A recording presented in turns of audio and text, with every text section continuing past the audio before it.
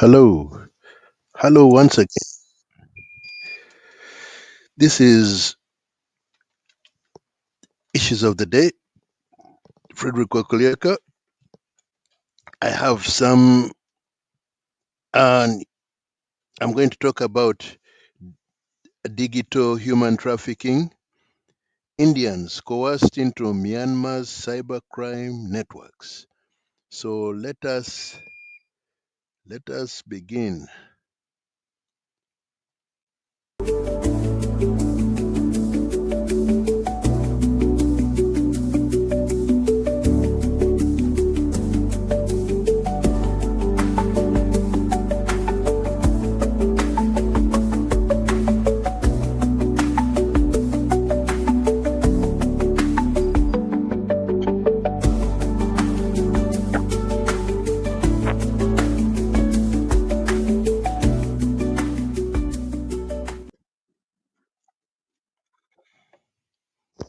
So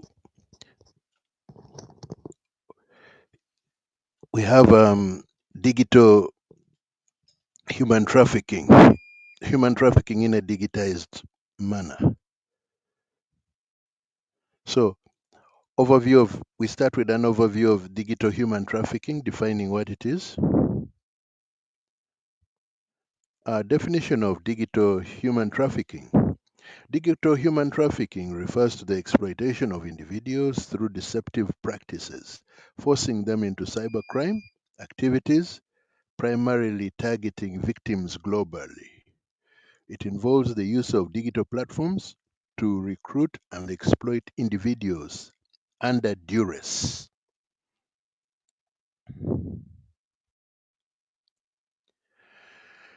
Scope of the problem. The problem of digital human trafficking is expanding, with thousands of Indian nationals trafficked to Myanmar and Southeast Asia for forced involvement in cybercrime.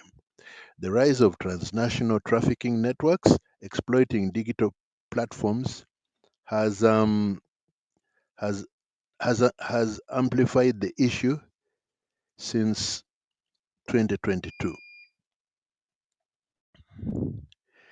Victim demographics. Victims of digital human trafficking predominantly include young Indian nationals, often lured by false job offers in countries like Myanmar, Thailand, and Cambodia. The majority are targeted through social media and online job portals with promises of lucrative employment. Statistics on trafficking in Myanmar. Reports indicate that nearly 2,000 Indians are currently involved in cyber scam operations in Miyawadi alone, with over 5,000 suspected trafficked to Cambodia. The ongoing crisis is underscored by the alarming increase in victim numbers since 2022.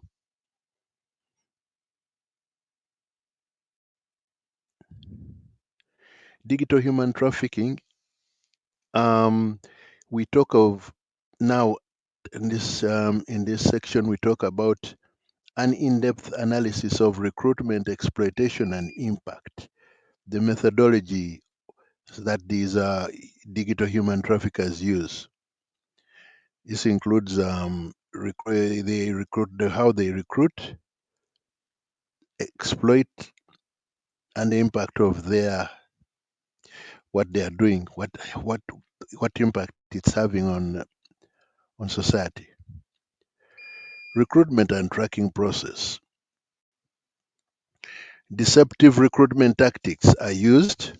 Traffickers utilize social media and online job portals to lure victims with false promises of lucrative employment, options in data entry, customer service, or digital marketing, capitalizing on the desire for better opportunities abroad. These tactics exploit the vulnerabilities of job seekers. We are going through a recession at the moment, a global one. There is no job security, and companies are laying off people, whether it is Salesforce, Microsoft, name it, creating a dangerous avenue for transnational trafficking.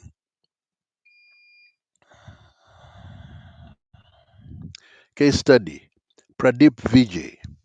Pradeep Vijay, a 25-year-old from Maharashtra, thought he was securing a data entry position in Myanmar after responding to a job offer on social media.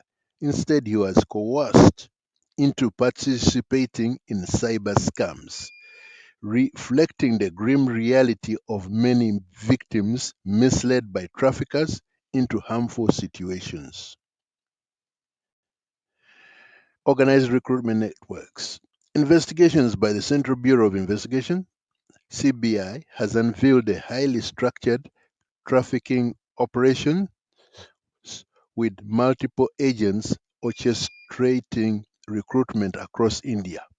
Individuals are manipulated into believing they are part of a legitimate job offer, only to be transported to Myanmar, that is to Myanmar, formerly called Burma, now it's Myanmar, for forced crime involvement. Trafficking routes and methods.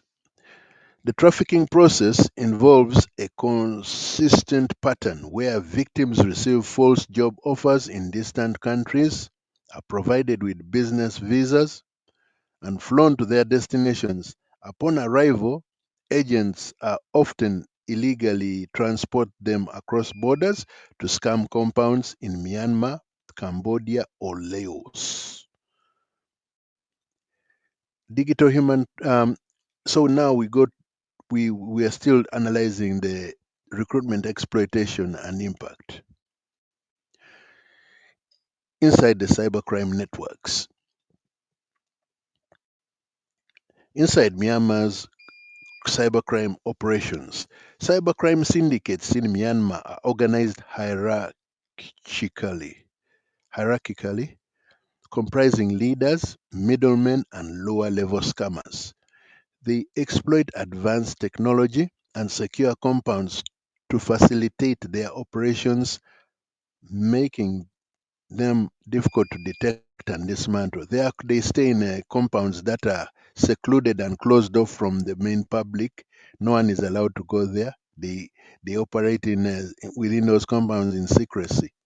So detecting what they do and what they're up to is not so easy. Types of cybercrime activities. Victims are coerced into a range of cybercrime activities, including cryptocurrency, investment, p- pyramid schemes crypto pyramid schemes and scams, romance scams, pig butchering, online gambling operations, and money laundering schemes. These activities primarily target individuals in India, the US, and other English speaking countries. Coercion and control mechanisms. Control mechanisms in these cybercrime networks include physical threats, torture, and psychological manipulation. Victims are forced into compliance through brutal methods, including electrocution, food deprivation, and confinement. The passports are also confiscated so people cannot escape or wander off. They are guarded in these secluded residential premises.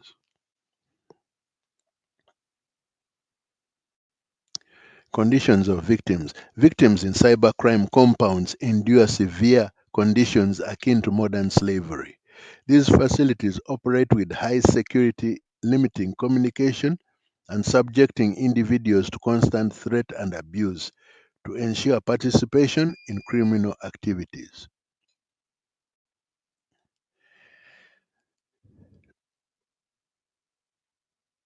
Government response and prevention strategies,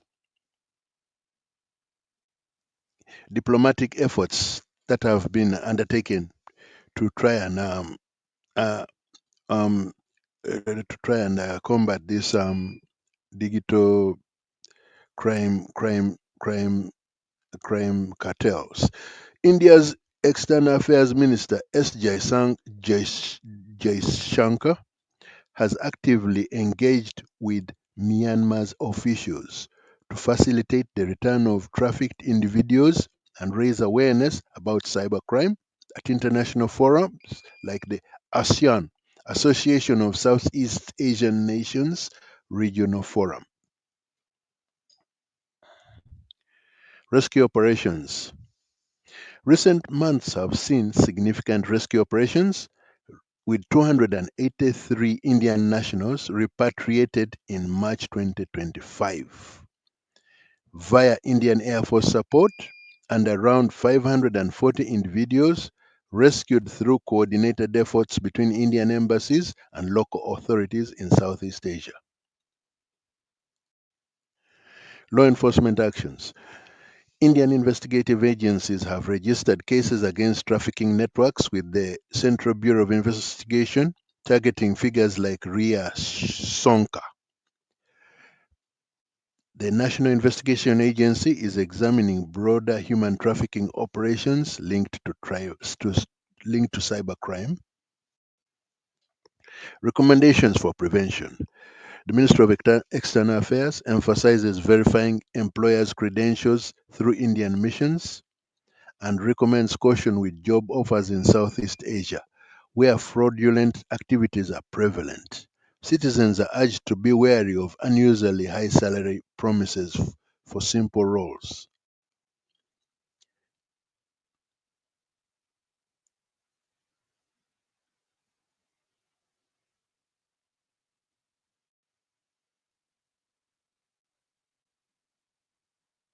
So that is all I have at the moment. But I am still continuing with to educate about this Myanmar and the digital crimes in Asia. I've pivoted to Asia now, so I'll be talking a lot more about the cyber related issues in Asia. So stay tuned and wait for some more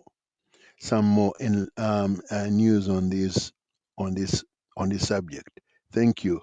I hope I have been uh, uh, uh, enlightened a lot of people about this. So I'll enlighten you more. See you again.